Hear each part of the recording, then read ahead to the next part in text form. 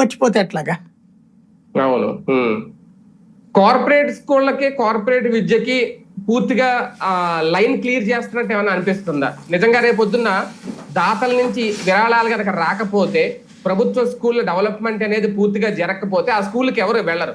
అప్పుడు మరోసారి corporate, private school వైపు వెళ్లాల్సిందేనా?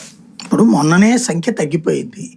ఆ తగ్గడానికి కారణం మీద కఠినంగా వ్యవహరించమన్నారు, తీవ్రంగా వ్యవహరించమన్నారు అంటే ఒక పక్కన స్టేట్మెంట్ ఇచ్చారు.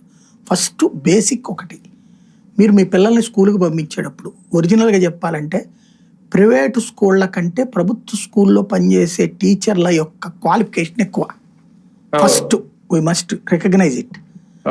వీళ్ళకంటే మంచి హైలీ క్వాలిఫైడ్ టీచర్స్ వాళ్ళు. కాకపోతే అన్ని సబ్జెక్టులకి సరిపడినటువంటి సిబ్బంది ఉన్నారా లేదా అన్నది చూడాలి ప్రభుత్వం. అంటే ప్రైవేట్ స్కూళ్ళల్లో సబ్జెక్ట్ టీచర్ కొరత అనేది క్వశ్చనే ఉండదు. ఒక ఆయన వెళ్ళిపోతున్నాడంటే ఇంకొక ఆయన వచ్చేస్తాడు. చెప్పకుండా వెళ్తే కూడా చెప్పకుండా ఇంకోళ్ళని తెచ్చేస్తారు. Within minutes, within days అంతే. అక్కడ ఒక సబ్జెక్ట్కి, ఈ సబ్జెక్ట్కి మాస్టర్ లేరు, సోషల్కి మాస్టర్ లేదు, మ్యాథ్స్కి మాస్టర్ లేరు అనే మాట ప్రైవేట్ ఇన్స్టిట్యూట్లో ఉండదు, అసలు క్వశ్చనే లేదు. ప్రభుత్వం దాంట్లో ఉంటది అట్లాంటి ప్రాబ్లం.